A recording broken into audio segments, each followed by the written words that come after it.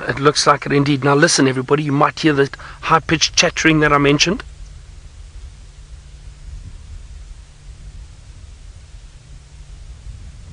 Don't stop now. There, listen.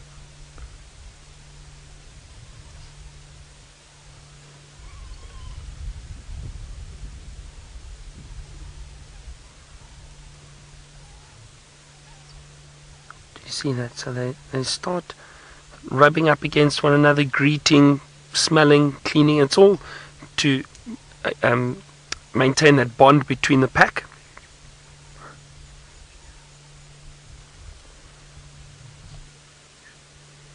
So really, you asked what the wild dog eats. Well, they'll feed on a number of antelope species, mainly impala. In this part of South Africa, they generally prefer impala. Perfect size to feed a pack, but they'll feed on any antelope between the size of a small steenbok up to a large kudu, perhaps. They can take down prey that size, especially a pack that is experienced and knows how to hunt.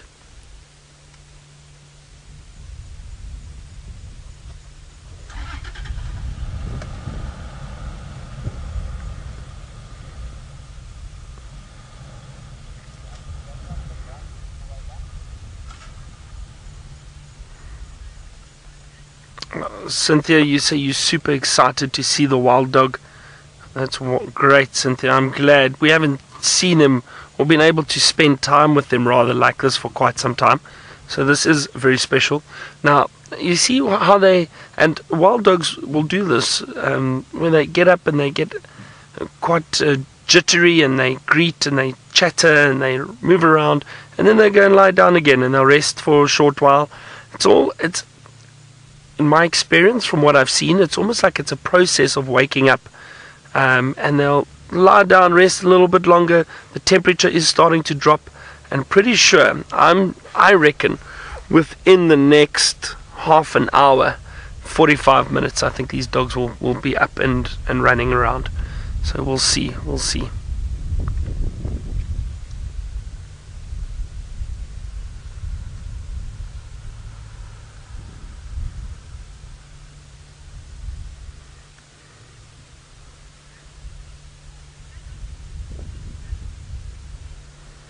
Now, we actually had a question about the giraffe earlier. I can't remember who it was from, but Tayla's managed to find the giraffe. So, as I said, they are around. Let's go to her with her tall giraffe.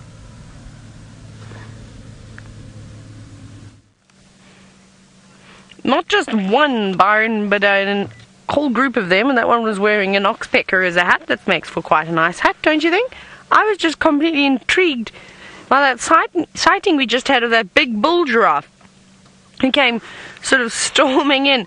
You know what I think happened is I think that he was walking through the drainage line, and that's not this giraffe that we're looking at. This is a female, and I think he must have been walking below Galago Camp. It's actually quite open. The Timbweti trees are quite tall on the edge of that drainage line, which will leave a nice space for him to walk through. It's also lovely and cool down there. It was quite warm at some point today.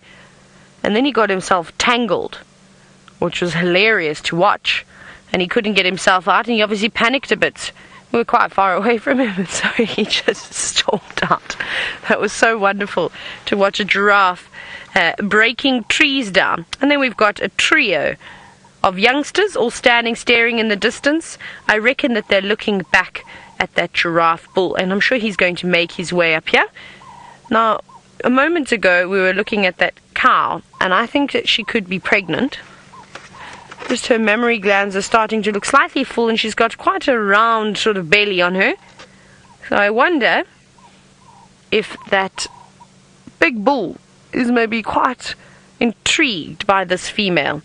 Perhaps she's, oozing all types of hormones, and he might be quite excited by that. But they're definitely all staring, and you can see that she's doing a 1,000-mile stare, looking straight down towards him. That branch breaking gave all these giraffe a big fright. They were charging out, of the thicket, and they've now moved out into the open, which has worked out in our favour. And there's an oxpecker. Yes, if you start pecking about in places that you shouldn't be, you're going to find yourself in a bit of trouble. You're going to get shaken off. Little oxpecker. Oh, let me turn the right radio down. But it's busy feeding. We've actually been seeing lots and lots of oxpeckers on all the different antelopes, from the kudu to the impalas that we have passed, and now the giraffe. I love it when they are covered in oxpeckers. There don't seem to be too many here, just a few of them. But it looks like each giraffe has its own oxpecker at the moment, and that's just so lovely. Such tall, beautiful creatures.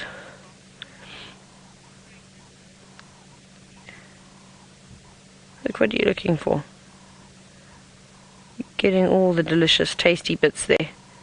That's quite nice. Oh, that poor oxpecker just wants a meal. Here we go, yes. Have a look on the ossicones. Maybe there'll be something around there. I don't know if there'd be too many ticks on the ossicones, but they make for a great perch, though, for that oxpecker, don't you think? Just had enough of that nonsense.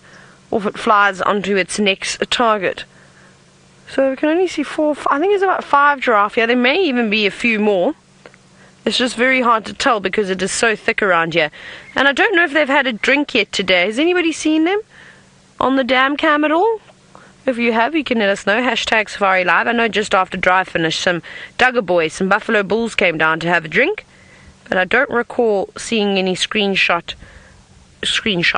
of the giraffe. So they've been hiding around for most of the day. And now the wind is starting to pick up too. I think it might be a chilly day tomorrow. All the clouds have now disappeared, so just blue skies for us, which means nothing to keep the warmth in a little bit later, unless this wind does blow in some clouds too.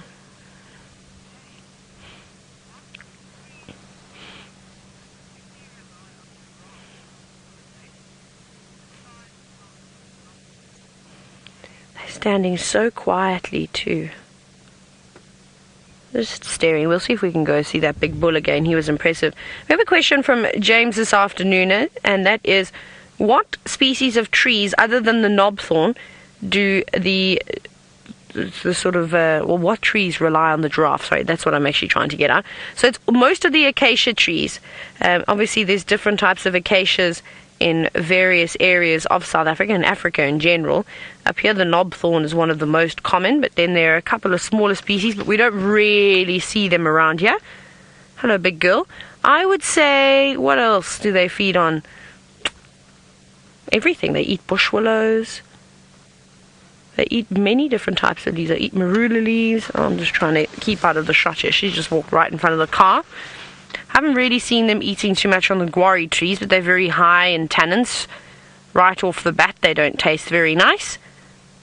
Look at those hooves. There we go. Now you can see how powerful they are. Now you can also see what the underside of a giraffe's foot looks like. Very nice, Senzo. That's not a shot that we get to see very often. Oh, here come the running youngsters. Yes, you all got a spring in your step, don't you? Don't want to be left behind. And these two look like they've gained all the oxpeckers now. The animals out here don't gain weight, they gain birds.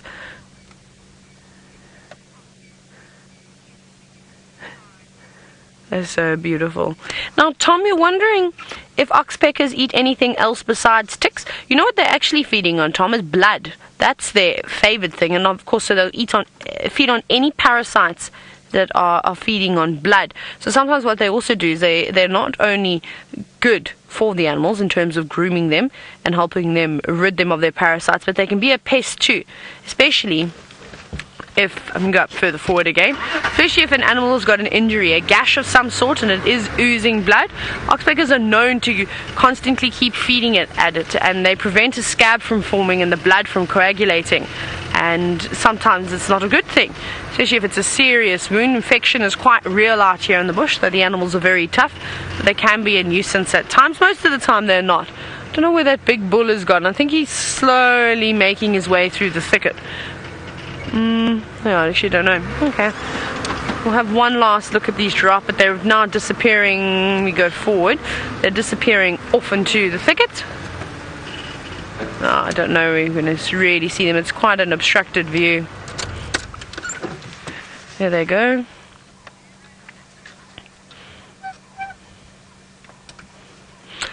Well, this is quite a good question, something I'm not too sure of, but I can have a look. And it's a question from R. Beard. You're wondering if oxpeckers have a sort of territory and just move around when the animals that pass through, or do they follow specific herds? I'm actually going to have to open my app very quickly as you watch these giraffe disappear into the thicket. They're now going, very, very dense spots, so we're going to lose visual of them quite soon. Let me go to oxpecker. Let's go red-billed, because those are the most common ones. And let's just quickly have a look here at their sort of general habits, if it mentions anything about, well, the question. No. I don't know if oxpeckers are territorial at all. This is the tough one. Good question, Arbeard. We'll have to do some research. I have another extensive bird book. I just don't have it with me now. No, it doesn't. It doesn't say. I don't know though. It's a tough one because, you know, if they're not breeding, they don't need to live in the same nest at all. They could just use any cavity from any tree that they're bypassing, as long as it's not inhabited already. Otherwise, they might have a problem. So I reckon it wouldn't surprise me if they did just move around with the herds, because when we don't have any animals around, we don't really see any oxpeckers either. So it would make sense that they're constantly following the larger mammals around. I mean, you look at it when you find the big herds of buffalo of 100 or 200, if you're even lucky, even, you know, up to 1,000 buffalo, which is possible to see in these areas. I've definitely seen it before. There are hundreds of oxpeckers. That's all you can hear is that the noises that they make. Then you hear the yellow-billed oxpeckers too, a couple of them in and amongst the red-bills. So they must follow the breeding herds around. But like I said, I've got a big bird Bible back at home. That's it's a fantastic book. And hopefully I'll find the section on oxpeckers and maybe they'll be able to give me a bit more insight. My app doesn't actually go into it too much at all. Maybe they're not. Maybe they just move around wherever the animals are going. Now, I was going to go towards Gallagher Pan. I think we're going to change our mind. Let's go back across the dam wall. And then we're going to head all the way down and around towards Chitwa Dam. And maybe we get some elephant activity. That would really be spot on. And hopefully some hippos. I'd like to see the two little hippo calves that often we sort of see hanging around in the shallow waters. I love the way that they push each other around, gumming each other. Haven't quite developed any big teeth just yet, like the adults. So it's quite precious to watch, actually. Maybe our friend the green-backed heron will be around. We see him catching a fish. That would be very nice too, seeing as though our theme seems to be birds. Now I can hear crested francolins, but I still have not seen one for the day. Maybe we'll find one at the dam. This is about the time some of the birds are coming down to have a last drink. There isn't anyone here. Our red-billed teals that we had this morning have left us. Just the Egyptian geese. Not even a blacksmith lapwing that I can see. There goes a turtle dove. Okay, so there's a couple of birds, mainly just doves and the Egyptian geese hanging around here. Well, that's alright, we'll carry on. We'll head towards a bigger dam that's normally bursting with life. Let's go across to Byron, and he has got his binoculars out, searching around, probably for those wild dogs.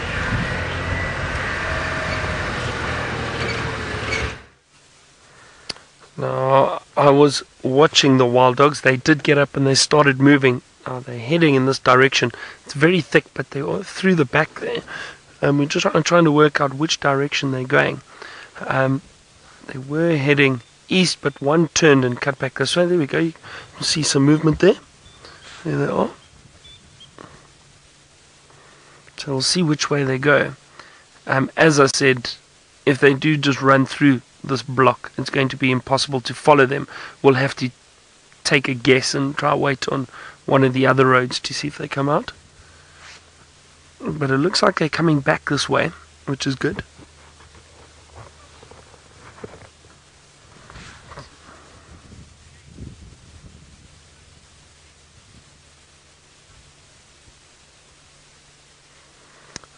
James, I've been very fortunate. I've seen wild dogs hunt quite a few times. Can I tell you some of the most exciting hunts I saw were actually in the Kalahari with wild dogs hunting, and the one sighting we actually had wild dogs flush out an aardvark, and they tried to kill the aardvark, but they couldn't. It wasn't actually a very nice sighting. It was difficult to watch because they injured the aardvark. But in terms of having these two rare animals interacting and the wild dog trying to kill the aardvark, I mean, that really was amazing, but not a very nice sighting to witness, but definitely one that stands out.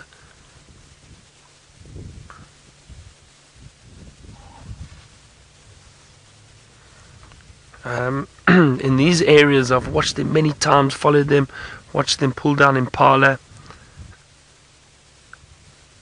I did once watch the wild dogs south of here on Londolozi. They were running in the early morning and off hunting, and they were hurrying through thickets and through drainage lines, and they ran into a drainage line, and as they ran in, the first one ran down and bumped into a leopard that was busy sleeping, and this leopard jumped up, turned, bit the wild dog, and actually broke its back immediately, and the rest of the pack then ran to try and help it, but it was too late. The leopard jumped up in the tree, got away from the dogs, and that one dog was lame. It couldn't move.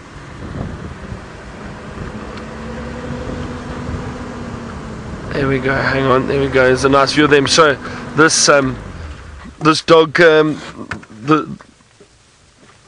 this dog then was lame and couldn't move. The rest of the pack were quite distressed, and all that sound and commotion attracted Hyena. Hyena ran in, and they ended up killing that wild dog and eating it.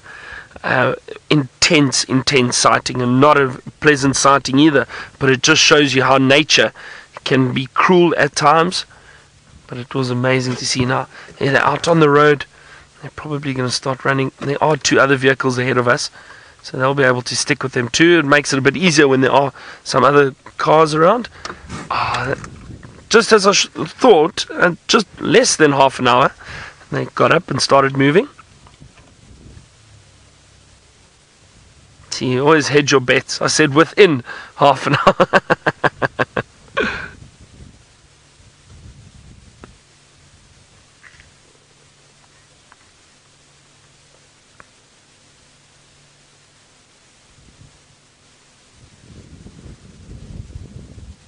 Chantal, sorry, who asked about the sound of the wild dogs? Jackie, you asked about what sound the wild dogs make. And Jackie, they can make a number of different sounds, from these high-pitched squeals and squeaks that we heard earlier to also some barks. The wild dog do bark if they feel threatened as an alarm call. But generally it's very high-pitched chattering that they make. There they go, they're on the road.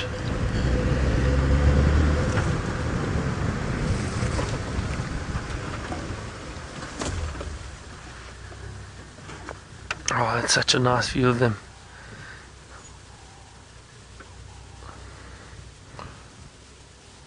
Now, this is also the start of them getting active. They start walking around, smelling, and then pretty soon they'll probably just dart off and start trotting around looking for food. And also watch them carefully. You'll see how these dogs change direction quite a lot. And that's also what makes them very difficult to follow. But this is exciting. I'm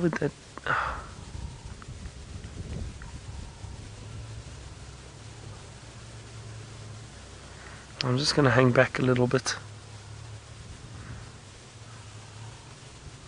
because I think they're going to start heading off. It looks like some of the pack have headed off in a easterly direction now from where we are. Oh, and once they start going tails up, there they go. and this is going to get exciting, I think, to try and keep up with them. Now, Gallagher Road is not far in that direction. You can still see the pack moving through here. Hold on a second. Now the other cars are racing around already to try to see them go through. I just want to try. Also, what helps sometimes is if somebody just hangs back and tries to keep an eye on them, just in case they change direction. But they could very easily disappear quite quickly. As you can see, you could just still see one or two trotting through there. I can actually see the other road from here. But I think these dogs are going to come out.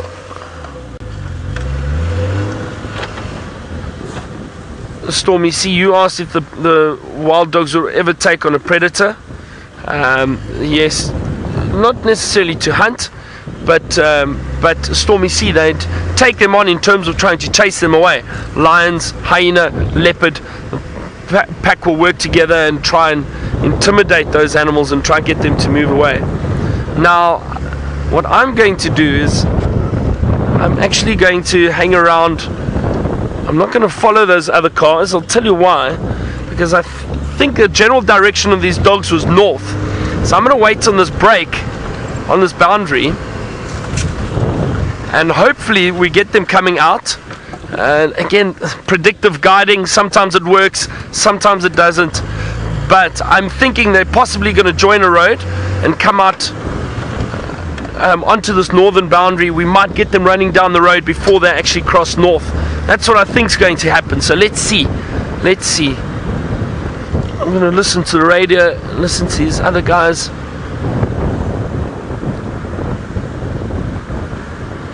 Yeah, see, there we go. There they go. Got them. There they are. Oh, they're chasing Impala. They're chasing Impala, everyone. Hold on. There you go, the Impala. Let's just wait here. They're gonna come out here. I saw one. I thought I saw one running through there. Let's just keep a good lookout.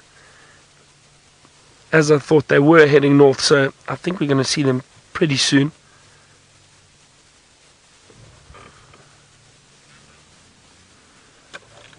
I wonder, I think they might have actually caught something already. I think they've caught something that side.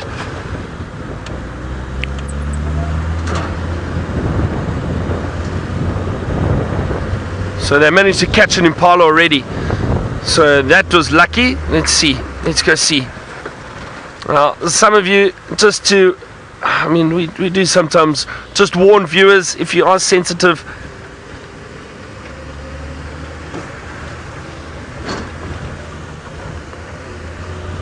Let's go. Sorry, just hold on.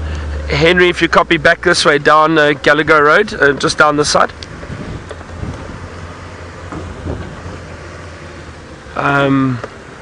I think they're in the drainage line here, and I think they've managed to, don't know what they've managed to catch, but as I said, just if you are a bit sensitive, I'm not sure what the sighting is going to be like.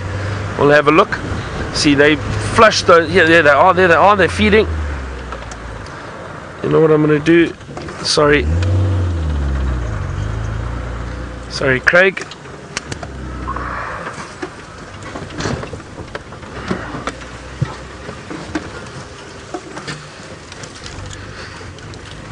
We'll get a good view from this side, I think.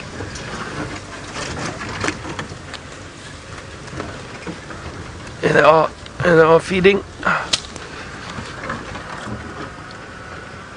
Oh wow, so look at them. Not sure what they've caught. Looks like an Impala. It was those Impala that we saw being flushed out. It is indeed an Impala that they managed to catch. Isn't this amazing, everyone? The pack working together, flushing out Impala, and we saw those Impala run out. And just watch them. They're very, very efficient hunters. So quick. Not even 10 minutes after them waking up and moving around.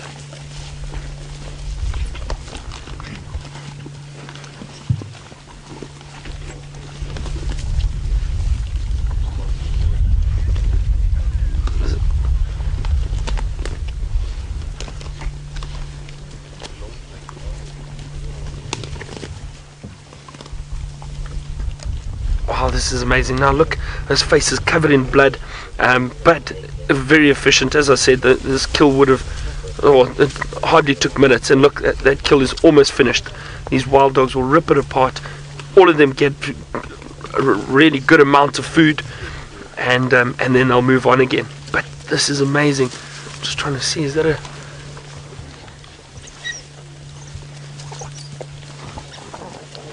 Just trying to see if I could see a horn or anything. I'm not sure if it was a female. They're tearing apart this impala. And the other thing is, nothing goes to waste. Wild dogs will eat everything within minutes, and then they finish and move on, especially a pack of this size. Yeah, this is the pack of 9 that we did see.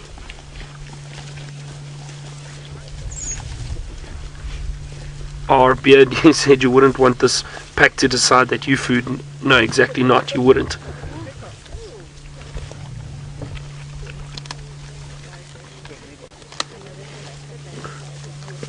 Oh, this is amazing. Really incredible.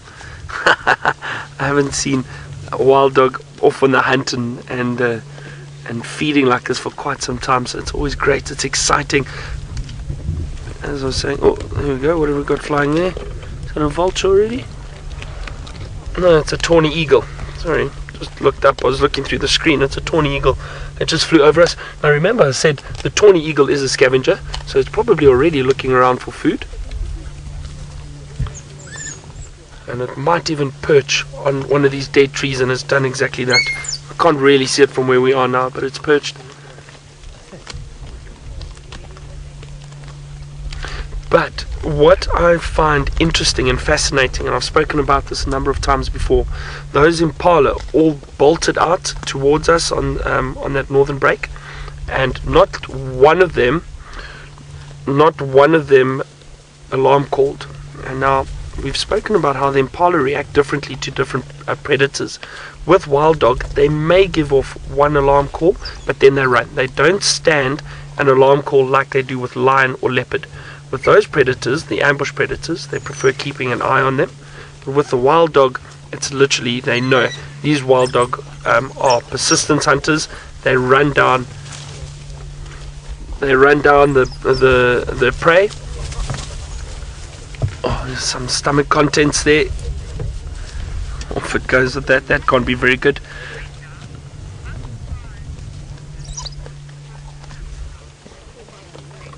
Brenda, you know what? This kill happened far too quick for the for hyenas to be around. That's why we're no hyenas around just yet. Now, there was a hyena lying close to these wild dogs this morning, and they do follow them from time to time to see if they can pick up any scraps. But there's nothing left. This entire carcass is gone. There's a few. I mean, they're still trying to tear parts of it apart, but there's nothing left.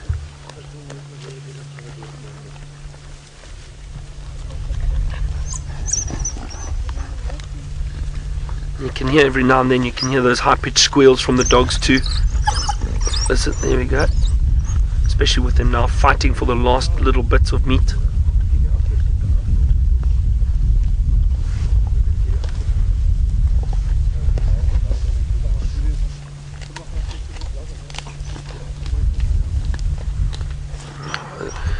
And just as I said, everyone, you know, that patience, waiting, you know, and understanding that the chances of these wild dogs hunting in the afternoon are very good, and it's paid off for us.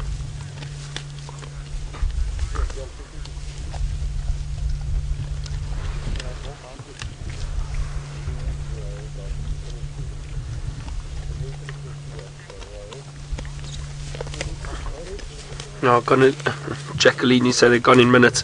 That kill it's amazing. A full-grown impala like that, feed 9 dogs. They do require a lot of meat, and you can see they are covered in blood. But later they'll lie down, they'll start grooming one another, clean each other up.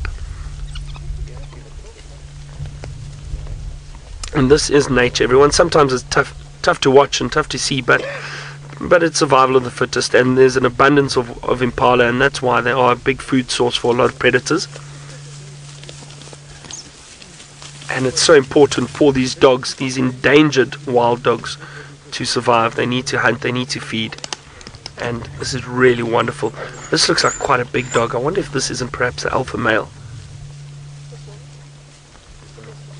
Very, very large dog. I'm not sure.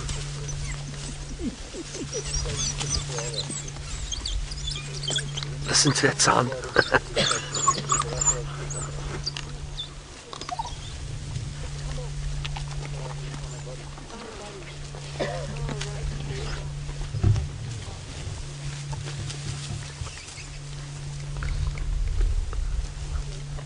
And look at those white tails up in the air. These dogs are very excited. They have a good meal like this. This is perfect. Listen.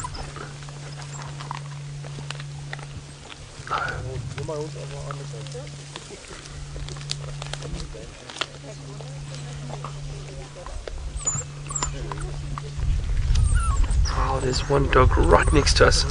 Very, very close to us.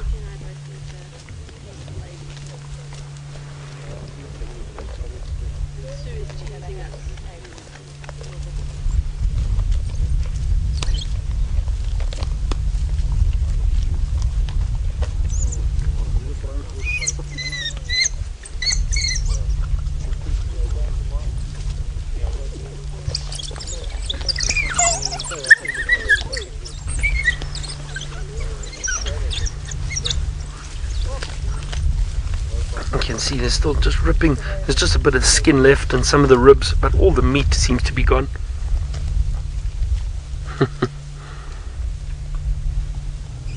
As I mentioned it this morning, but for me the wild dogs are by far the most exciting predators to follow, because the chances are you're going to see some action are very, very good.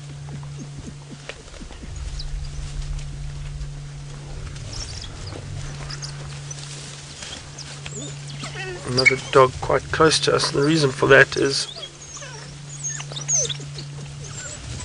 that one urinated over there, and I think this dog is just smelling that at the moment.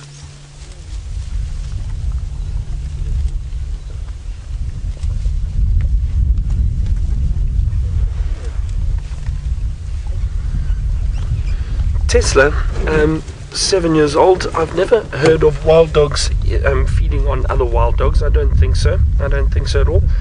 Look, they are territorial, and packs do fight amongst themselves if they do bump into each other. But I don't necessarily. I mean, look, it's a possibility if you think of how predators react to one another. But I haven't heard or I haven't seen wild dogs kill other wild dogs.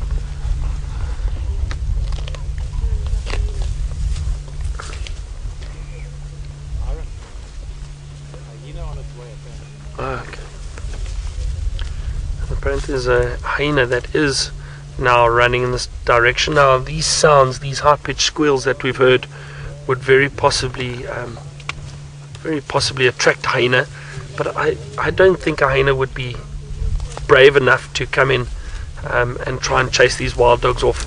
I've seen wild dogs, and I think Brent actually had a sighting last year, if I'm not mistaken, of wild dogs chasing and attacking a hyena. Now they're very tenacious, working as a pack. Oh, did they see something or hear something?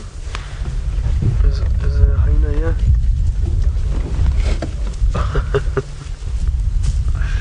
Just having a look around to see what they heard, what they smelt. I don't see anything at the moment. Oh wow, look at that.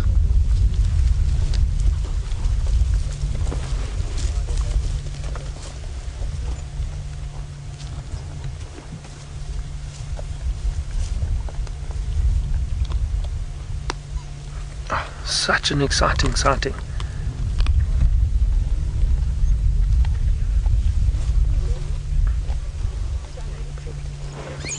Joe, I would say the biggest reason wild dog are endangered is probably because of man. And the reason for that is we've obviously set up game reserves, we've set up communities and areas in close to the wilderness. So these animals interact with domestic pets, but also because their natural habitat has been encroached upon and closed up. That is why the wild dogs are so so endangered. Even though the game reserves are set up, because there are communities and cities and areas that have moved and closed their natural habitat, that's exactly why the wild dog are endangered.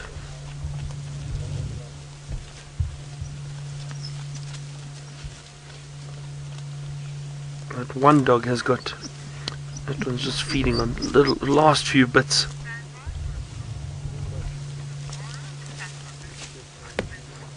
Now look at that one dog is very white. The one on the left, you can see beautiful white pattern,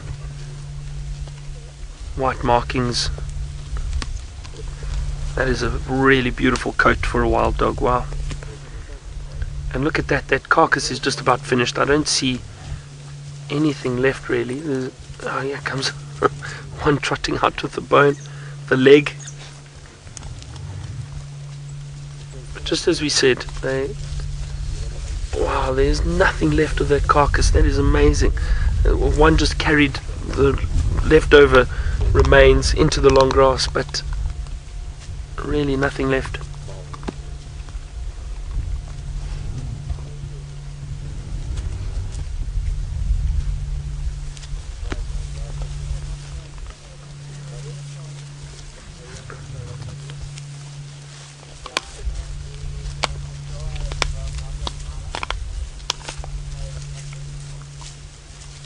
This was so exciting.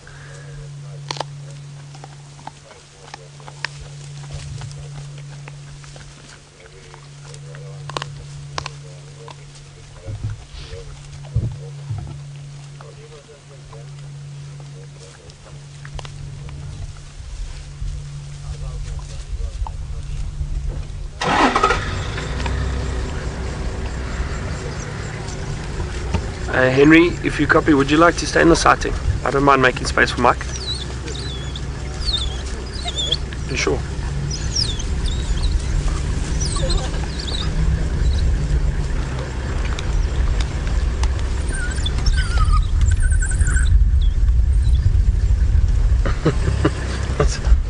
Dogs are very close behind us over here. There's some moving around.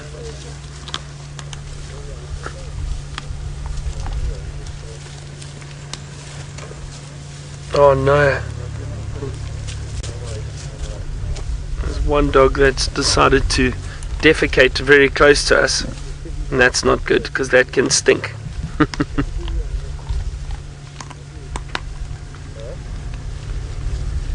And wild dogs everywhere. All around us now.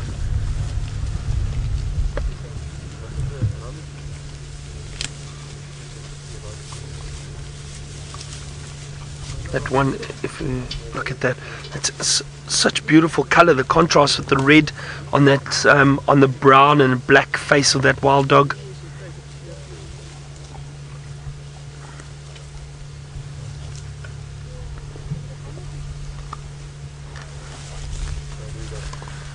All right, now let's just have a look. There is a hyena approaching.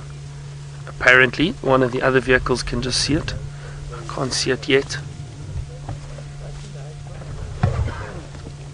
It'll be interesting. I'd love to see if this hyena decides to take on this wild dog. That would just be silly.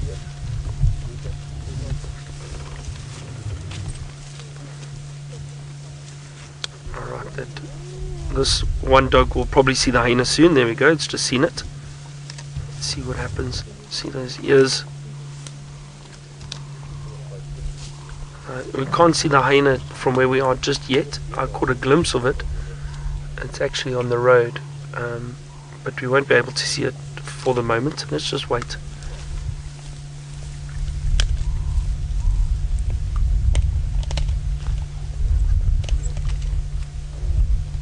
See, I also think these hyena are smarter than they look sometimes. I think they realize when they're outnumbered.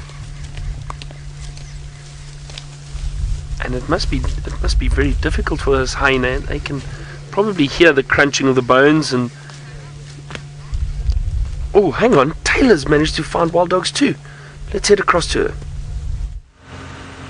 Right, it seems as though there's dogs all around this afternoon. We have enough just running through the grass. There they go. I haven't quite worked out who it is just yet. Let me go up a little bit further, Senzo. So they were just at Chitwa Dam, actually. I asked Dylan if the dam wall was open. We couldn't quite copy them. I'm going to jump in front of him very quickly so we can have a look. But how nice is that? This is a pack of at the moment. I don't know if it's maybe the other pack of 3. They're coming this way. I really hope that they continue going north, because if so, then they're going to cross onto our traverse and we'll be able to continue following them here through the bushes, through the long grass. We're going to try and keep up with them. We're just going to keep moving slowly because, as you know, dogs don't stop. They just keep going too. There they go. So we'll just try and pan next to them like this. Senzo, nice job. That was very cool. They're coming this way. They're looking for something to eat. Being taken down now. Could be a nyala, could be a bushbuck, even a young kudu, young zebra foal. Anything along those lines is what they would actually be going after. Now they're just running. They're not on Chitwa anymore, so we can't go in here. We're right on the boundary. We're on Gari Main. There they go. So we'll try and stick with them as we go along. This is a very cool shot, Senzo. I like this. Nice work, my friend. I enjoy basically when you're on safari with us and you're going after dogs. It's not always them coming straight towards the vehicle. Sometimes you've just got to watch them and drive very, very slowly along the way. But there they go. And this is slow moving for dogs. This is the equivalent of a brisk walk for you and I. And they can keep this up for hours and hours and hours. They can just go, go, go. They can even run for very, very fast for long distances. Now they're just slightly changing. They're going more west. They might still turn, remember.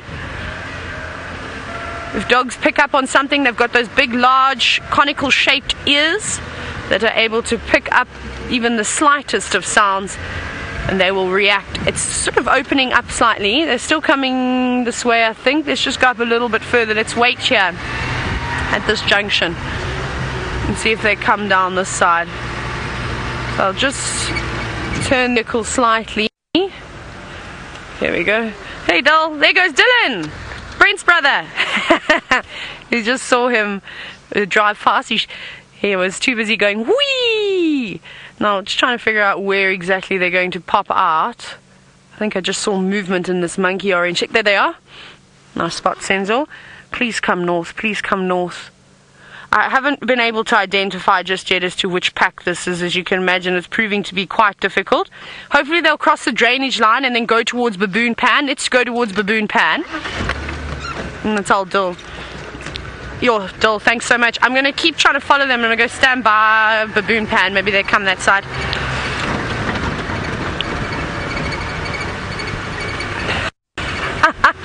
How great is this? Just Dylan and I driving around here.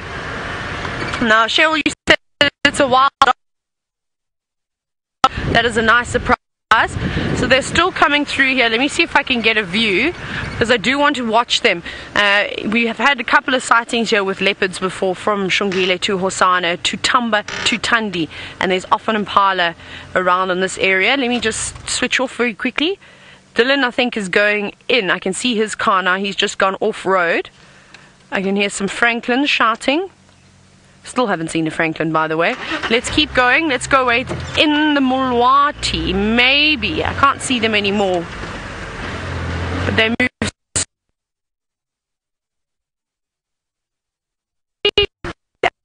Who they think this is. And also, Chantal, how many other dogs and which packers does Byron have? Sorry, I don't know ever this information, so I can't even...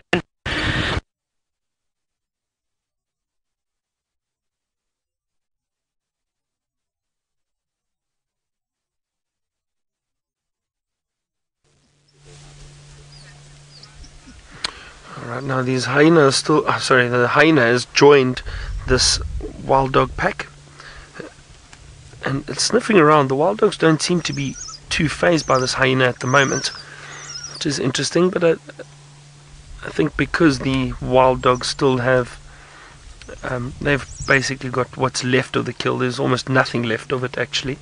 They're feeding on a few scraps. They're just watching the hyena carefully, making sure it doesn't get too close. But look at that, they're completely focused on the kill.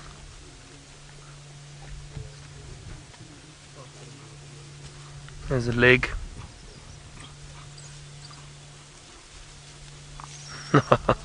No, while we're sitting here, a few of you were the other day were asking about a bird that we get around that James tells a story of, the There's He There bird.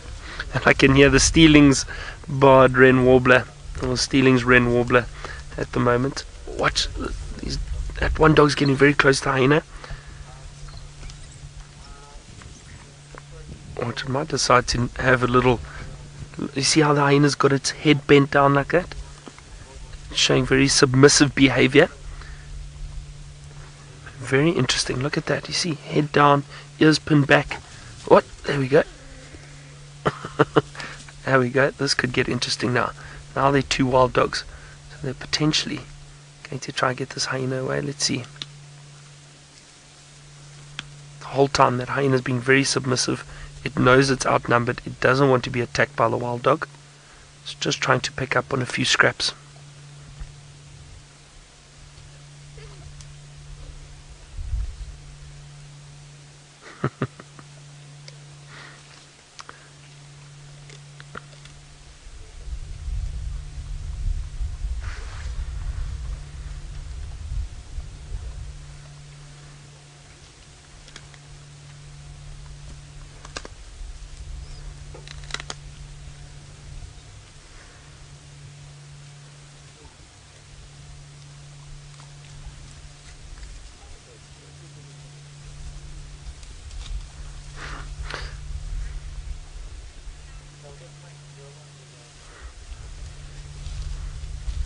Alright, well, I can't believe Tayla's also got wild dog. Let's go across to her and find out where they are heading.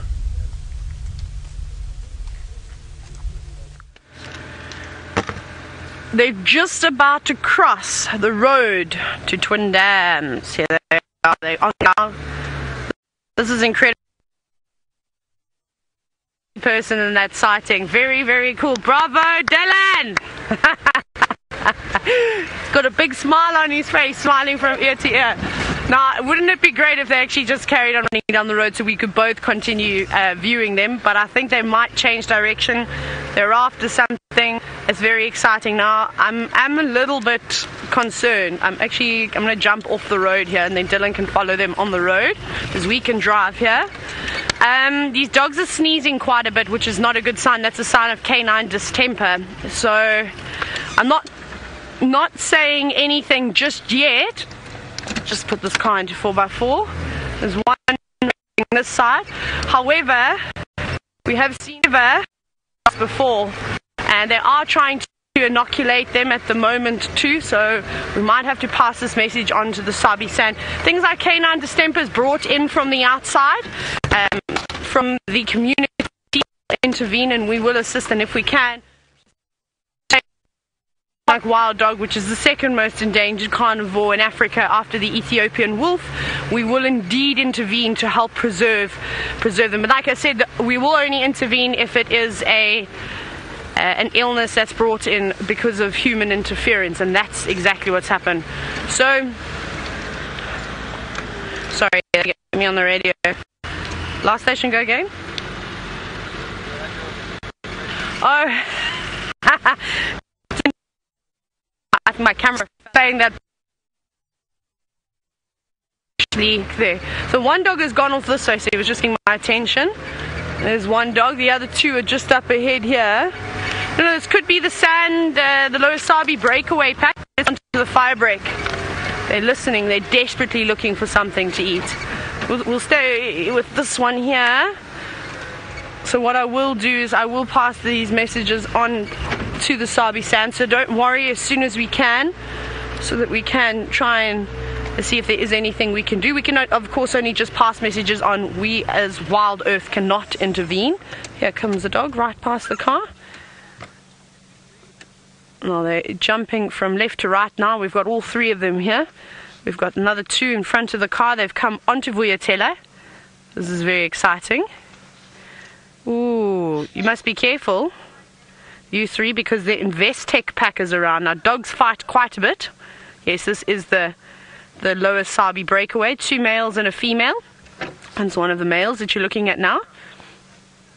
And I've actually seen amazing sort of conflict between the Toulon pack and the Investec pack before, when I was guiding down on the southern sands. Isn't that amazing to have 2 different packs in the area? Right, let's very quickly go back across to Byron.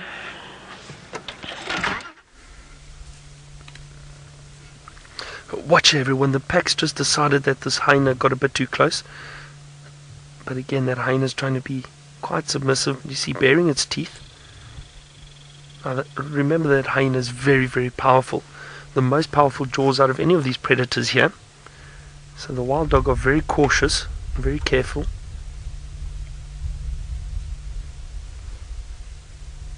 Just a quick little dart at the hyena, and then they decided, okay, it's not a threat yet. Let's see if the hyena decides to move off. It's still just trying to pick up on any scraps, but it just goes to show you again how unafraid these hyena are.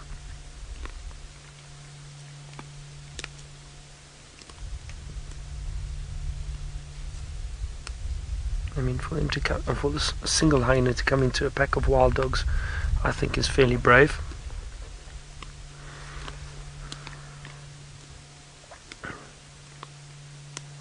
Just shows you the dogs clearly don't see a hyena as a threat at all.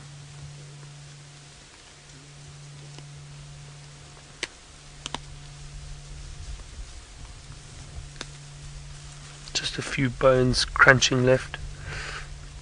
A few bones left that they're crunching on, rather.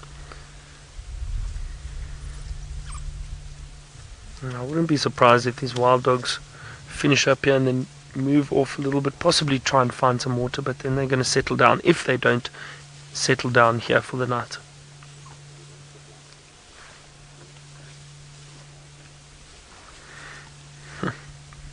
What an amazing sighting. That was very special.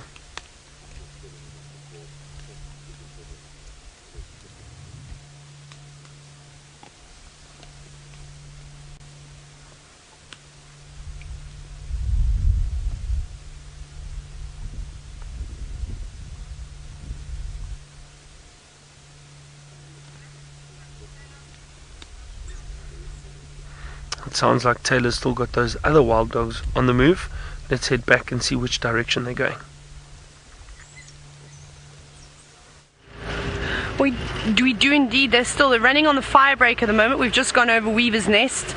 They're desperately trying to flush some prey out. You know, we've seen lots of duiker, lots of steenbok around here. However, for 3 wild dog, that's not going to be a grand meal. Go to Treehouse Dam. There were impala there. Okay, they've moved off the road now. Oi, oi, oi. Senzo, are you ready? My favorite part. Chasing after wild dogs through a thicket. Let's go. Just want to check. They've just stopped. I think that obviously just ran in. Let me just, Dylan's trying to get hold of me. Go. They're mobile now, straight east through this block towards Twin Dams again. Well, we just gotta go quick enough. We think we're actually going to have to, hold on Senzo, go up Weaver's Nest. Whee! My favorite for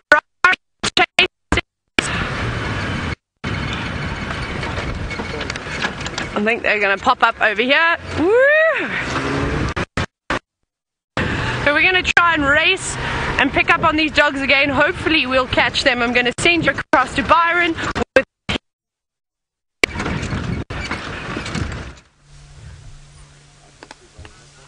Well, let's hope Tayla manages to keep up with those other wild dogs. As you know, it can be very difficult following them. These ones have settled down somewhat, few of them still crunching on bones. and what's left of that carcass, but they literally have eaten every little bit of it. Just probably some of the large bones that are still left. Well, they're moving into the thicket a little bit, but this has been a really, really amazing sightings. Just wonderful to see, and I'm happy for these wild dogs.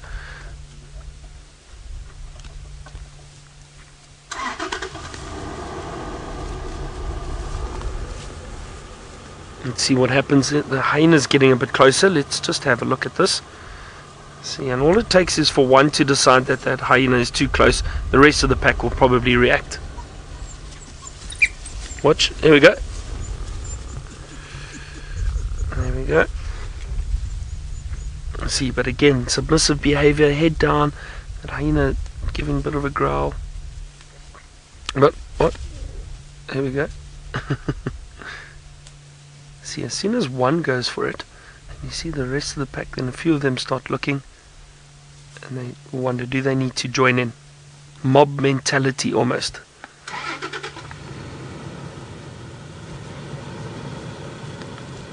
Oh, and another dog walking over, having a look at that hyena.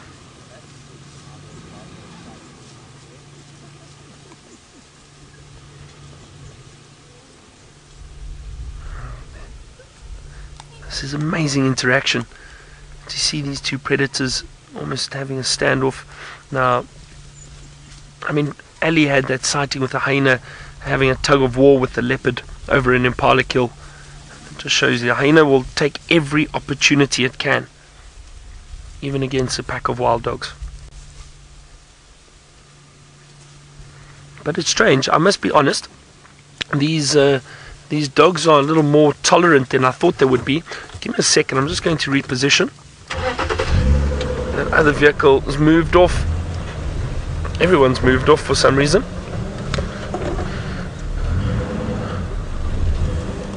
There we go. I'll get out the way. That alright?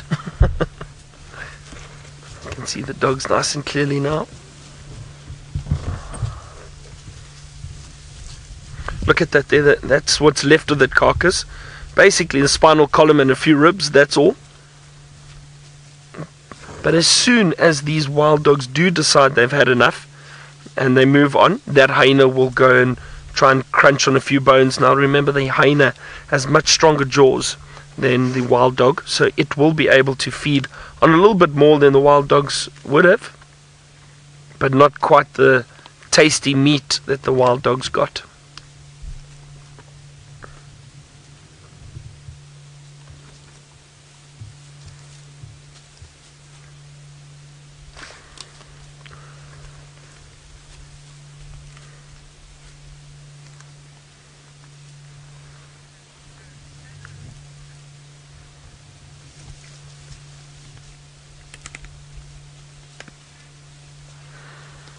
Alright, so I'm going to stick with these dogs for a little bit longer. Let's head back to Tayla, find out how her wild dog chase is going.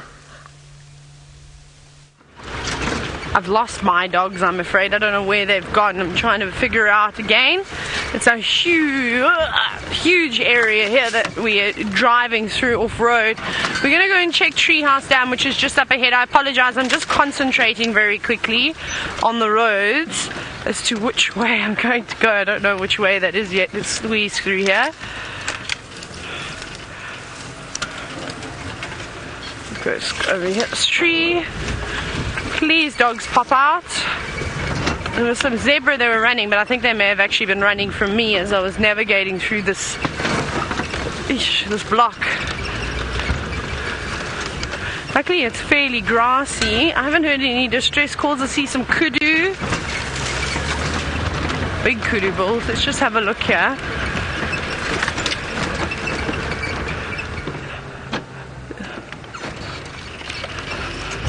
It's hard to try and figure out now where they've gone. Where on earth did they go? Let's go. They were. See the kudu. You have a look at the kudu. They're staring, but I think that they were looking at us. And Senzel, can you show the viewers the kudu, please? Sorry, Senzel's busy looking around for the dogs. I see some impala around here. There's lots of waterbuck. The kudu don't seem to be too fussed. They would also alarm for the wild dogs, but nothing here. Okay, let's get a move on then. Let's keep going. Let's go down this way. I'm just going to keep searching on the left for any flashes of white.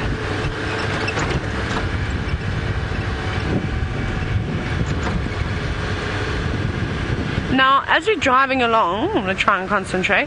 A question from Sharon. You're wondering what would happen if the two packs met up. There would be a fight. There would be an altercation, but this breakaway Sabi, low Sabi pack will probably retreat because there's only 3 of them versus 9. They're not going to want to get into a battle where they're going to come off second best. So they're maybe going to try and avoid each other, but every time I've seen dogs, they chase each other up and down, up and down. And it was great to see the Toulon pack and the Investec pack having these altercations because they were of equal size. Both packs were large back then. They were, I mean, there must have been about 23, at least there were 23 in the Toulon pack. I don't think that's quite the case now. And the Investec pack at the time wasn't too far off. There must have been about 19 or so. Let's just go up here. I haven't seen any tracks crossing over either. This is the hard part. Those dogs have got those beautiful mottled colors on them. Lots of white. So that should actually help us. Not a follow me sign for you and I, but it definitely helps when it comes to spotting the dogs. I wonder if they haven't just changed direction now and crossed out. Right, I'm going to say goodbye to all of you just for now. We're going to be starting the school drive, so let's go across to Byron.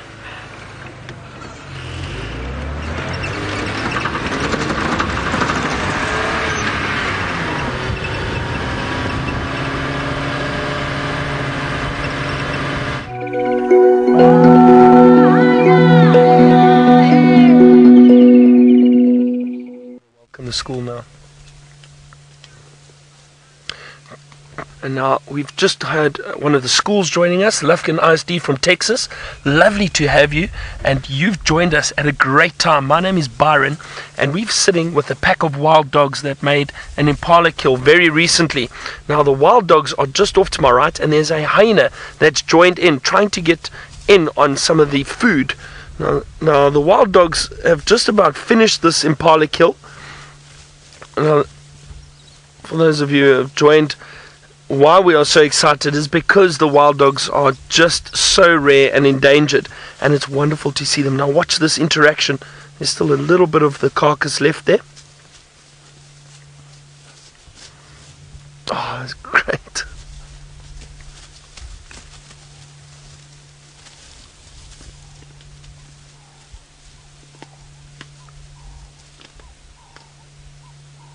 Oh, this was really exciting to spend time with the wild dogs. We saw them this morning.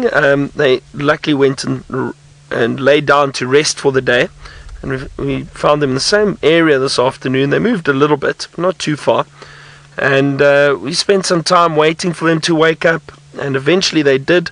Our patience paid off, and we got to see them run through and eventually make a kill.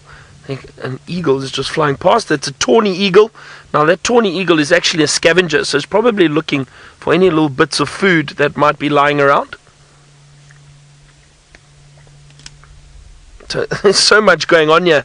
It's really exciting. What a wonderful afternoon. And we got to see these wild dogs feed on their kill, and that's really, really exciting because the wild dogs are so rare. We obviously just want the best for them, and it's nice to see them being successful, and they are probably the most successful hunters when it comes to predators.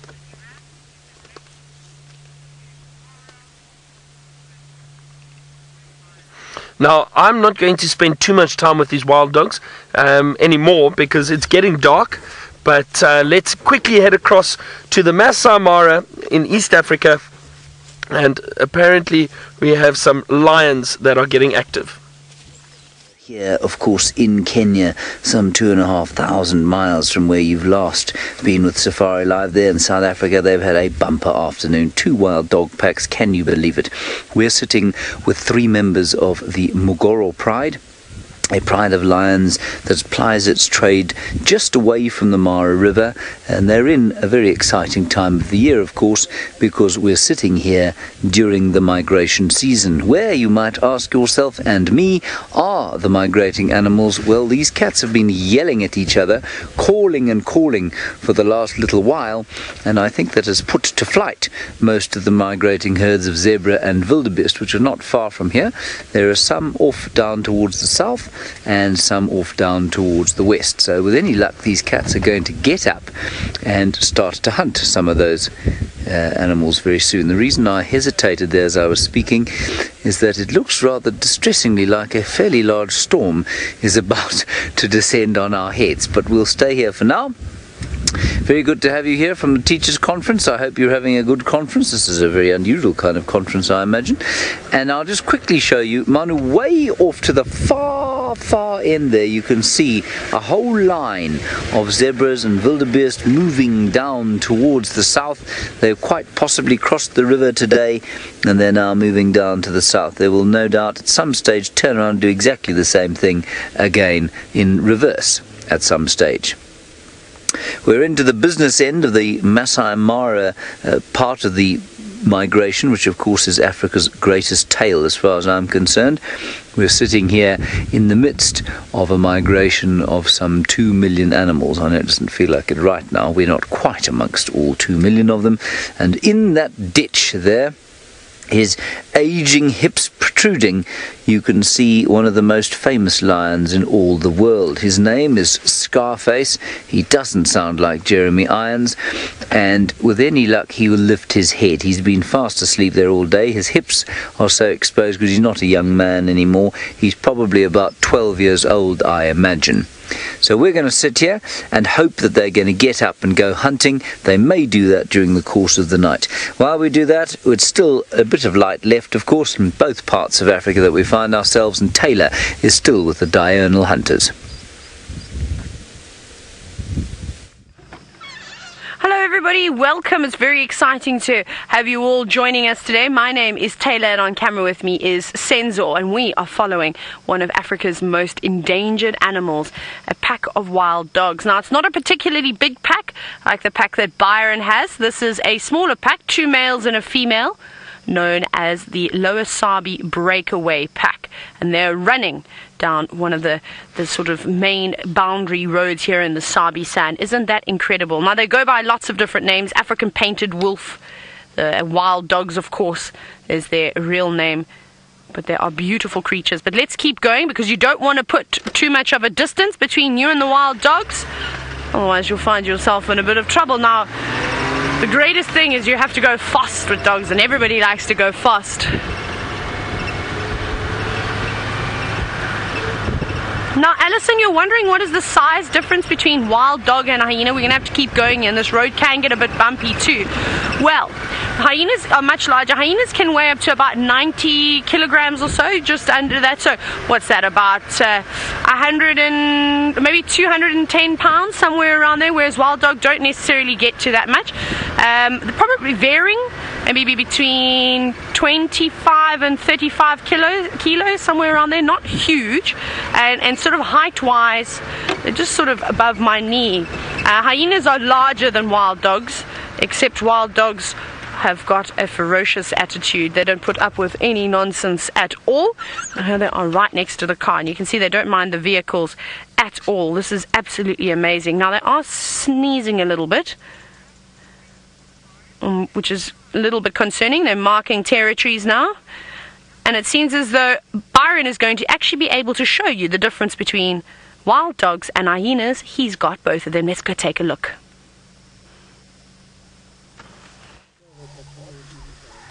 There we go, everyone. We've got a bit of a standoff between a wild dog and a hyena at the moment. You can see the size difference. The hyena is slightly bigger than the wild dog, but of course, with the wild dog being pack animals, they would easily try to drive off this hyena if they did feel threatened. And they did actually have an altercation just a few minutes ago. And I attacked this hyena, but the hyena look at that, wow, It's amazing. You see the wild dog, very fast, very agile.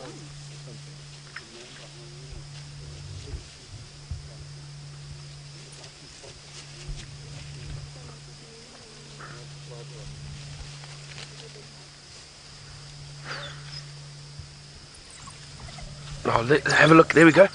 There we go. This is what we wanted to see, the interaction between the dogs and the hyena, to see how they react. But you see that the hyenas had very submissive behavior, head down, but still very careful.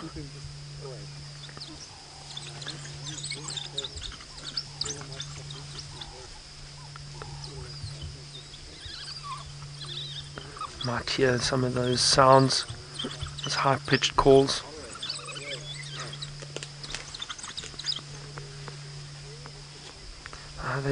You see they're cleaning one another a little bit, very interactive. They're all excited because they got a meal. You can hear that hyena's now crunching on some bones, whatever was left behind. But you see all this interaction is very important for the pack. It just reestablishes the bonds between the entire pack. They look like they get aggressive, but it's all playful behavior.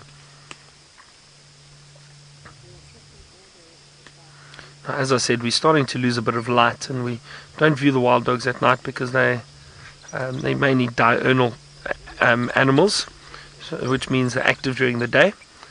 So we don't want to disturb them at night with spotlights or anything like that. So we'll give it another few minutes, but they're moving in through the thicket.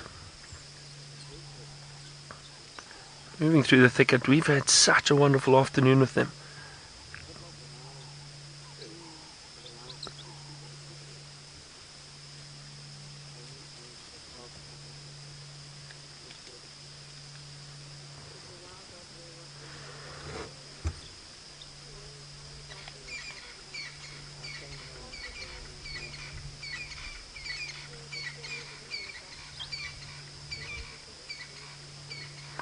Well, this was exciting.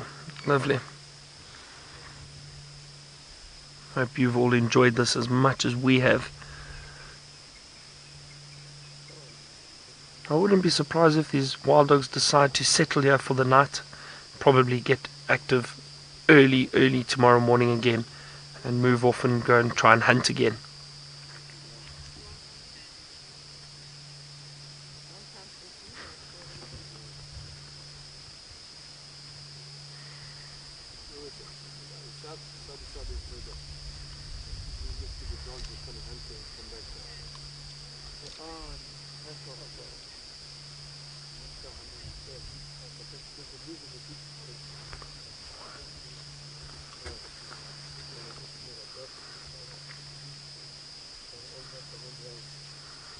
Oh, I can actually smell the wild dogs. They've got a very pungent smell.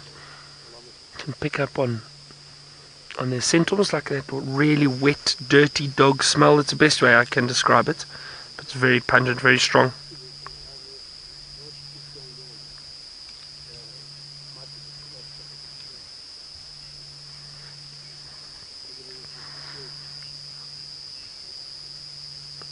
Alright everyone, well I think the school drive has left us. It was just a short little introduction for the schools.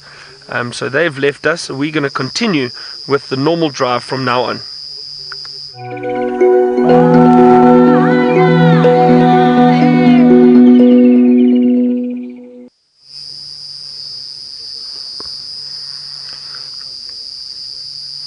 Alright, so everyone else, we're continuing with our normal drive. And these hyena are still quite active. There's a little bark, just chased the hyena. There's another hyena that's arrived. So this is going to get quite interesting. Let's see. Oh, and you'll hear the... there we go. That works perfectly. Thanks, Craig. Craig's just switched on to infrared. It's a little bit better. That hyena's got part of the carcass. There we go. Look. Another hyena. So now there are 3 hyena. Now the wild dogs have to be careful. These 3 hyena are very big, very powerful. But you see the dogs still challenging them, trying to drive them off. Watch, see, nipping the back of the hyena and biting them.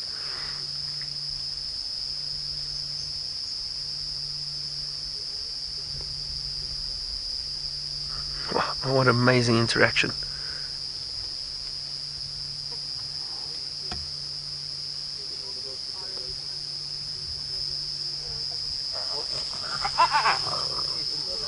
There we go, here we go. Have a look at that. Oh, and hear those growls by that hyena. Now, I've seen hyena fighting before. They're incredibly tough animals, ferocious animals when they feel threatened. You might lose a view of them going behind the car. Hold on, I'm just going to move for us a little bit.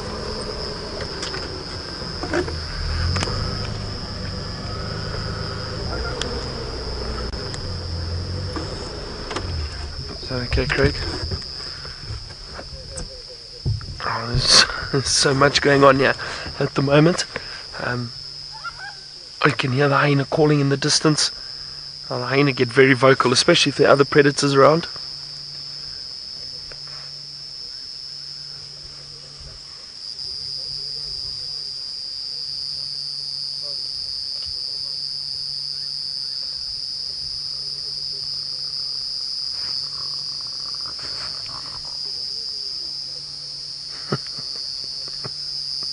This has been amazing. I've really enjoyed this. I hope you all have too.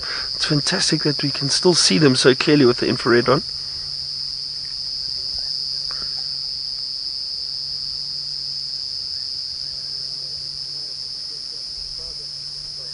Now, as I said, we're probably going to leave them now. It's getting dark. I don't want to spend too much time with them in the dark. Just from a sensitivity point of view, we've had an incredible afternoon with the wild dogs. And it was worth waiting and spending time with them. We did get to see a lot of action, a lot of interaction, and of course a hunt.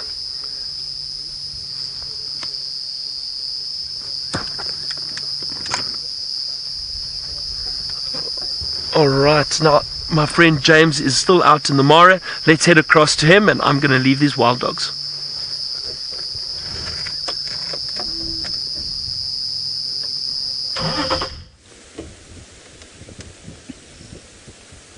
What do you mean you believe James is out in the Mara? James has been out in the Mara all day, Byron. Where have you been? Chasing dogs is where I suspect you've been, and it's addled your brain. Well, here we are with the Magoro Pride, 3 of them, and it's just starting to get dark, and they're very unfortunately now moving in exactly the direction I hoped they wouldn't, and that is into the non-off-roading zone. But I wonder if Louise can give you a special treat and show you our thermal camera. Are we able to do that, Louise? Have a look at that, everyone. Isn't that quite special? That is the picture that we are going to be using. Oh, quickly back to Tayla. Look at this, look at this. The wild dogs made a kill. They've killed an impala. Amazing. We must have just missed it by seconds. I actually made the decision to turn off road, and I went, who cares? We're going even at night, which is not the greatest thing to do. Let me just reverse for you, Senzo, just again. Sorry. They just dragged the carcass behind this tree, but we'll get a better position now. There we go. That should be much better for you. Now, how amazing is this? Of course, I can't believe it. Look at our luck today, how it has changed. Last minute animals all the time. Isn't this just absolutely amazing? Now, it doesn't look like a very big impala. I think it's a youngster. Probably a lamb from the beginning of the year. But that's still going to be a good meal for 3 wild dogs. They're not denning. They don't have any youngsters, of course, to feed. So it's all just for them. Wow, my adrenaline is racing. I actually didn't think we were going to get them again, and as we came around the corner, I just saw tails in the air, and I heard that high-pitched squeal that I know makes Brent Leo Smith giggle like a little girl, and I got so excited I knew that they had made a kill. Now, it's very sad, of course, for the impala, and it can be quite graphic. However, that little one had to have sacrificed its life to preserve, like I've been saying and like Byron's been saying, one of the most endangered animals in the world. but look at them. They are quite sort of savage eaters. You can hear the sounds of them tearing into the carcass. Now, this isn't necessarily for sensitive viewers, so please feel free. If this is a bit too graphic for you, welcome to you close your laptop for a couple of minutes, or go and make yourself a cup of tea, something along those lines. For the rest of you, I hope you enjoy this. It's pretty amazing. I've been very fortunate. I've actually seen plenty of wild dogs taking down antelope species before. I've lost track as to how many I've seen now. Very cool. We just missed this one though. I can't believe it. Hey, we didn't even hear a distress call. We sat off, we switched off the car and we sat quietly at one point to see if I could hear some alarm calls. And I think what must have happened is they obviously just charged in with this difficult light. It's an awkward light at the moment, and sort of just scattered an entire herd of impala. And that's what happens when you're young and you're inexperienced. You don't really know where to go, how to react. And this one ended up getting caught, falling for the wild dog's trap. Wow, 2 wild dog kills in one day. Not too bad. 2 cheetah kills yesterday. Unbelievable. How is our luck at the moment? It seems to be changing for the good. Well done, doggies. Well done. Well done. Now, what we are going to be doing is we have a treat for you this evening. We actually want to see what it's like, seeing as though we've changed the morning safaris. We're wanting to change the afternoon safari times 2 to a little bit later, but we just want to test it. So, luckily for all of you, we're going to be extending the show for a little bit, probably for a half an hour, and see if the animal life comes alive at this time before we make a definite decision. So for the next few afternoons, we'll either be extending the show by half an hour. If it is very quiet and there's no activity, we'll end it sort of accordingly. But we'll keep you updated as we go along. I know that none of you will be disappointed with this news. Lots of hyena interaction. Definitely responded to something like this. And they're very wary. Look at the dogs now. So here we go. If any of you fell for the old wives' tale, the dogs do not hunt in the dark, is another theory that you can throw in the bin. They hunt whenever they want. They've also got very, very good nighttime vision, much better than you and I. However, there are lots and lots of other predators out and about, which do make it difficult. So them and cheetah prefer to hunt during the day, just because there won't be too much competition around, and lions will not take no for an answer when it comes to cheetah and wild dog, and they'll chase them away. I don't know what they're so not excited by, but they're bothered. They keep looking in the distance. Now, Sinak, you're wondering if there's a hierarchy within the wild dogs. There is indeed. There's a dominant breeding pair, so an alpha male and an alpha female, and the rest of the dogs don't breed. They help raise the pups of the alpha male and alpha female. So there definitely is a hierarchy, but dogs are very social. They seem to have very good, strong bonds. That's why we see them playing with each other, obviously grooming each other, sleeping together, feeding together. They do everything together, and that's very important. Yeah, these dogs are not happy about something. Someone must be making their way in, or they're just being super careful because it is night time.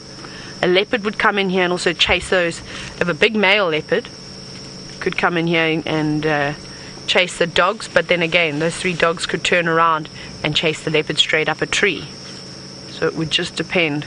And guess what? We're on the new road too. Finally, my first animal on the new road. Senzo, let's see if we can get in here. I don't know how we're going to do it, but we can try. There's just lots and lots of trees, but I'm not afraid of bulldozing. I just hope there's no holes that I'm going to fall into. Dogs, you have to have chosen the thickest spot now, didn't you? It's bush willow heaven around here, and then apparently sickle bush, a couple of other things, but I know that this is warthog heaven. Lots of old warthog burrows and networks going underground here. I'm just shining on the floor so I can see where I'm going. There they are again. Just want to turn that light. Oh, Oh, come on. What? Sorry, I don't know what just happened with the car. The car was off and then it just had a mild panic attack there. Wendy, please don't brake. Is that infrared light's not on? Can we turn it on? It's not on. I don't see. Well, sorry, we just want to actually put the infrared light on. No, it's not. Is it connected? Yeah. It's not. Something's wrong then. It's not on. Yeah, otherwise we would see the dogs a lot clearer. Chantal, we need to just sort this infrared light out. Unfortunately, it's not working. We need to get it all going.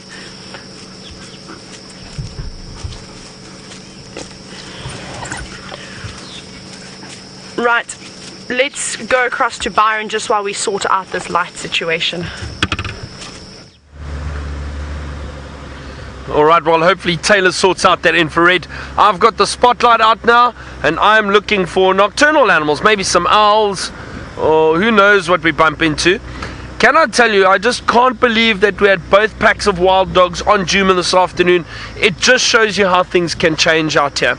And as I was saying earlier, Tayla was looking for Franklin, but I said she's got too much luck.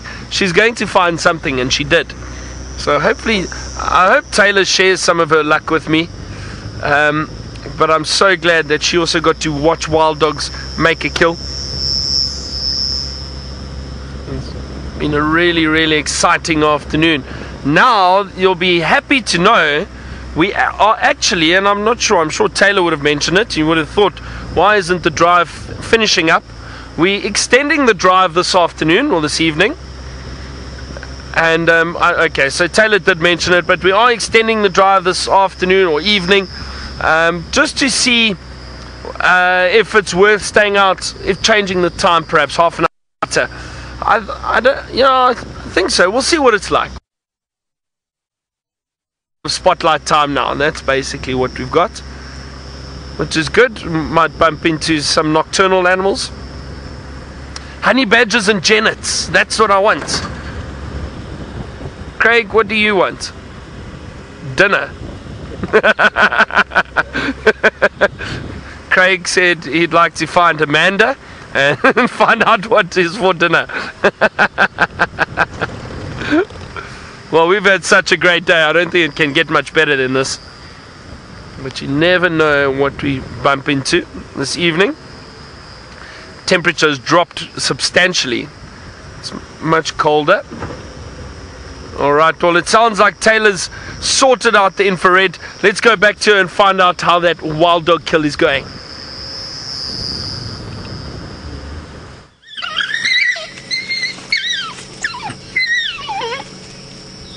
I don't know what that altercation was about, but yes, we did get the light working.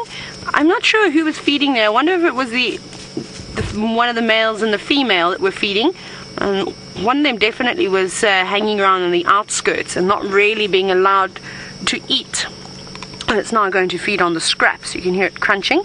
But they've all got big bellies, and it will definitely be a meal enough for them just to keep them going until tomorrow. Look at this. They don't waste time now, do they? It's a very effective way to devour food quickly like this. All the predators do it. Lions do it. They try and gobble up as what they can as quickly as they can. Cheetah also do it, though they normally have to take a little bit of a rest after they've caught something.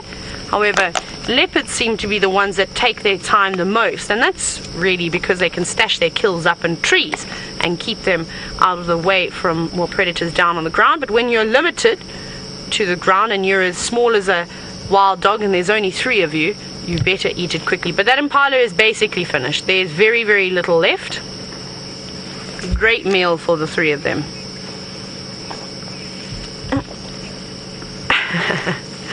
Exquisite Bliss, you said that's squealing of the wild dog sounds like 3-year-old temper tantrums. I thought you were going to say it maybe sounded like me when I have a temper tantrum. My mom would probably then say that noise is quite familiar. She probably would have shouted my name, Tayla, stop it! If she heard that. That's all so cool. Yes, this is indeed a male. So that's quite interesting. So it seems as though there is definitely even a hierarchy just amongst these 3.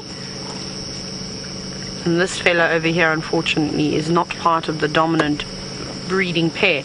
Now, I can't really see where they've gone. I'm just going to check with my spotlight to see if I can see them in the distance. They won't really leave this one. Well, they were standing around there somewhere. What an exciting game drive. Now remember, this is live and it's interactive and it's happening right now. And remember, we are extending the show just for a little bit. So hashtag Safari Live with all your questions. We'd love to hear from you. I can't wait to see your screenshots a bit later. Nicely done. So there the other two are. Well done, Senzo. You can just see their glowing eyes. I think they might settle in here for the evening. Those two have now sat down. There's no point for them to carry on and look for something else. I'd rather sort of bunker down for the evening and try again when day breaks. Look at that. There's just a skeleton left. Absolutely unbelievable how quickly they get rid of, well, their prey. That is fantastic. Now, we are in infrared. Remember that wild dogs are predominantly diurnal animals, so we can't actually put a spotlight on them at all. So this infrared light doesn't affect them, and we're very lucky because besides Byron and I, no one else will be able to view these wild dogs. Now, we call these sightings at night negative sightings. So as soon as the sun goes down, we unfortunately have to leave.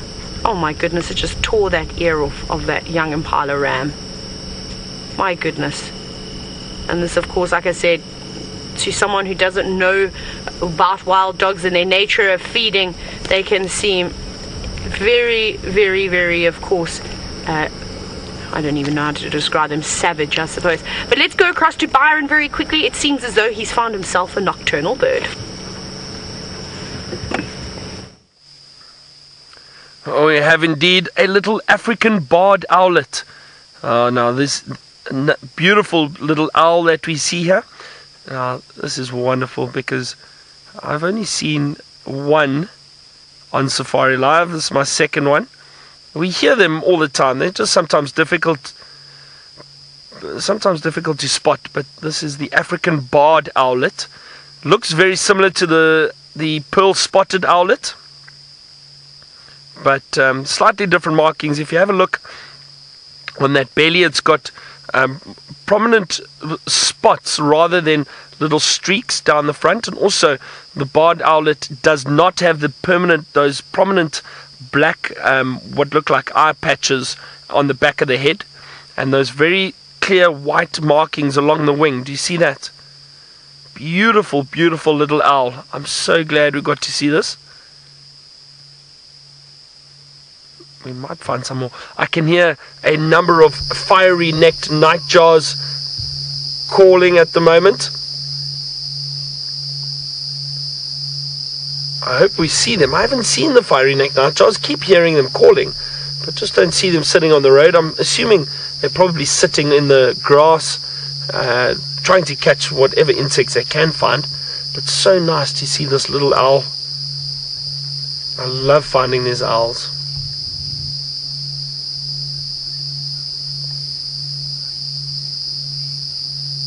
Deadhead Tom, why are owls considered wise?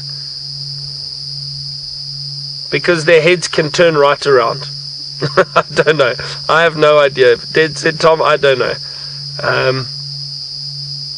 I think, I don't know, don't they just look wise? Oh, there it goes. There it goes. What a nice little sighting of the African barred owlet. I am happy we found another owl. I get excited when we find these owls, and we've done so well at finding them. Now Craig has been with me on, I think, all the sightings of owls, and he's spotted most of them. Craig, I'm claiming that one this evening. I'm sorry. I got it with a spotlight just before Craig saw it. Anyway, let's go back to Tayla with the wild dogs.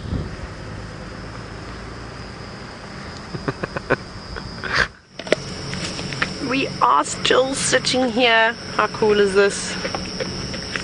Just watching this wild dog in infrared. Finishing off the scraps of a young impala ram carcass in case you've just joined us. Really not letting any bit go to waste, barring a couple of bones which the hyenas will come in and take care of. Now I have to tell you, It's amazing to see wild dog puppies, and I haven't seen them for such a long time. I really hope we get a chance to, because they're so magnificent. They come right around the cars. I've even had wild dogs running underneath my cars before as little pups. And if this was a big pack and they were going to return to a den site, or at least just where there was an adult watching the youngsters that can't participate in the hunts, they would take the head of this impala ram back for those little ones. It's amazing. So nothing goes to waste. The little ones will play with it. They'll start to, sort of practice tearing it apart, chasing each other. I think it also gives the adults a break too. And it just shows you how social they are, the fact that they go back and regurgitate food for the youngsters and any adults that couldn't participate either.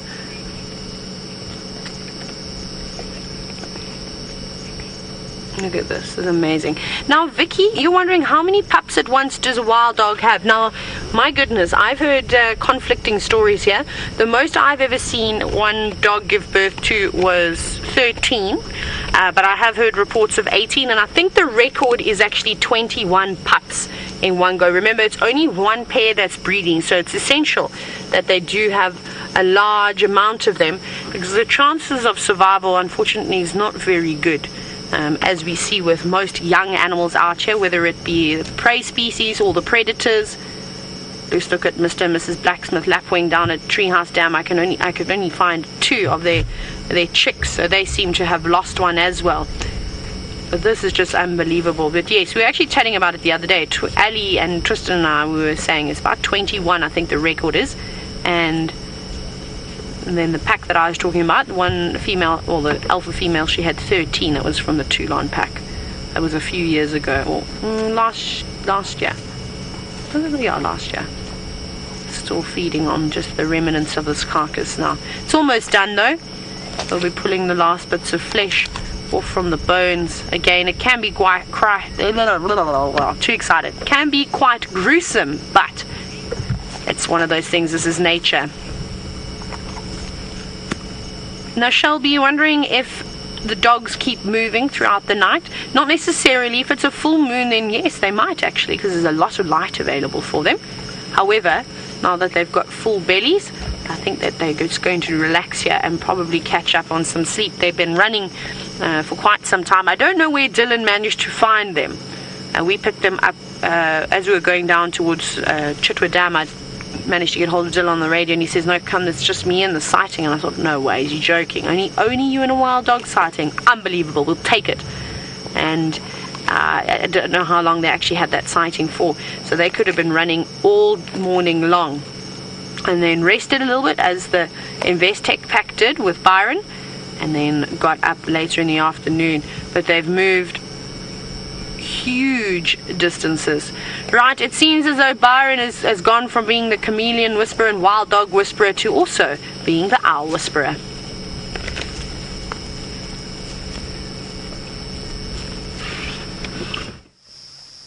Well, we're fortunate. Another little barred owlet.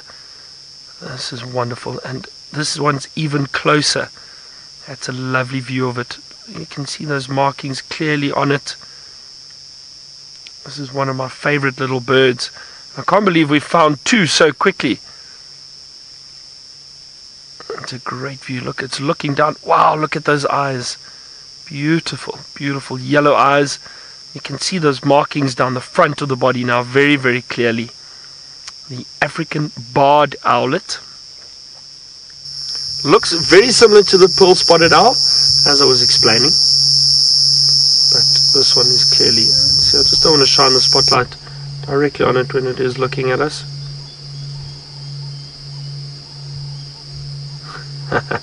This is fantastic. I love seeing these little owls. Any owl, actually. Owls are definitely one of my favorite birds.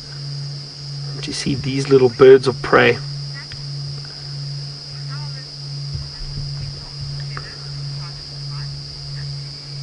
Chastity, all the owls have slightly modified feathers, that when the wind flows over the wings and that they actually fly silently. So yes, even with these little owls, or these owlets, just like the large owls, when they are flying, it's silent. It doesn't make a noise like some of the birds.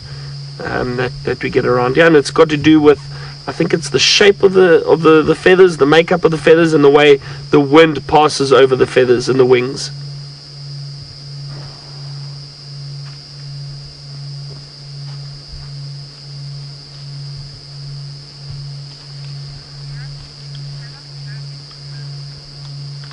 I can hear an elephant, everyone. It's walking through the trees at the back there. I'm not going to go shine the spotlight, but there are some elephant walking through there. Let's head back to Tayla and see what she's going to try and get up to after that wild dog sighting.